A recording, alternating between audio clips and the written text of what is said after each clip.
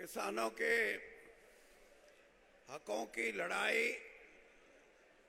लड़ने की तरकीब और किसानों में आत्मविश्वास पैदा करने वाले भारत की राजनीति में स्वर्गीय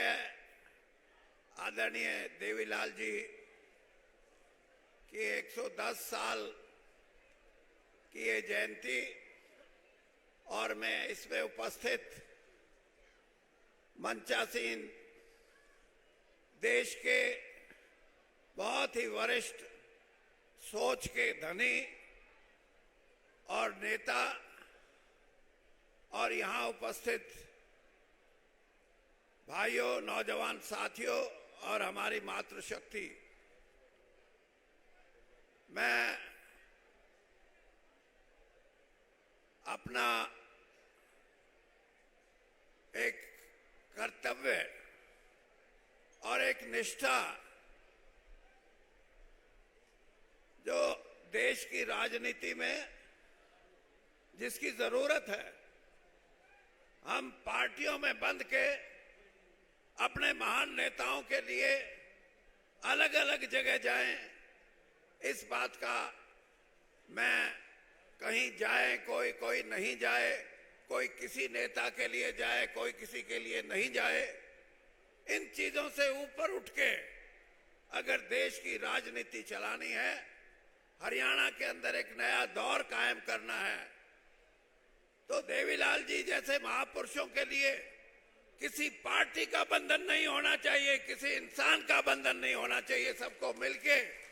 अपने श्रद्धा सुमन उनको अर्पित करने चाहिए। मैंने जैसे कहा कि लड़ाई तो बहुत किस्म की होती है। कोई लोग यूनियन बनाते हैं, कोई एसोसिएशन बनाते हैं और अपने अपने कामों के लिए, अपने अपने लक्ष्यों की पूर्ति करने के लिए बहुत सी ऐसी चीजें हैं जिनके लिए संघर्ष करते हैं। लेकिन किसान के लिए, गरीब कमेरे वर्ग के लिए और उन लोगों के लिए जो आर्थिक असमानता का शिकार हैं, कल या परसों के अखबार में मैं पढ़ रहा था, एक तरफ तो 200 रुपए कमाने वाली एक परिवार और एक परिवार ऐसा जिसकी आमदनी हर रोज 1200 करोड़ रुपए से भी ज्यादा हो।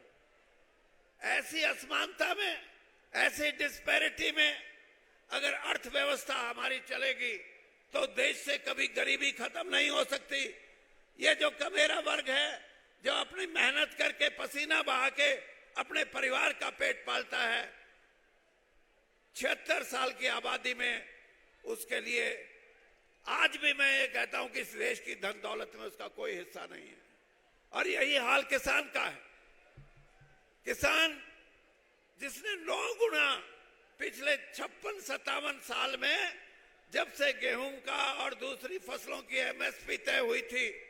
9 गुना उत्पादन बढ़ाया हो, वो आज या तो बैंक का कर्जाई है या किसी साहूकार का कर्जा लिया हुआ है या किसी का कोई रिश्तेदार आर्थिक तौर पे मजबूत है तो उससे भी पैसा उठाया हुआ है, लेकिन उसको इंसाफ नहीं मिलता। आज भी वो गरीबी का शिकार है, आज भी वो इन बंधनों में बंधा हुआ है। तो इस लड़ाई को लड़ने के लिए, लड़ाई तो पुरानी है, लेकिन देवीलाल जी ने इस लड़ाई को लड़ने का एक तरीका, जैसे मैंने कहा, लड़ाई को जोरदार तरीके से लड़ने के लिए, अपने हकों की लड़ाई लड़ने के लिए उन्होंने जो अभियान चलाया था, उसी का कारण है कि 13 महीने किसानों का आंदोलन चला और जो उनकी मांग थी कि 3 कानून वापस होने चाहिए, किसान संघर्षरत रहा। उसको पता था कि अगर मैं संघर्ष में कमजोर हो गया या पीछे हट गया तो मेरी जमीन भी जाती रहेगी। ये उसके मन में एक भाव था।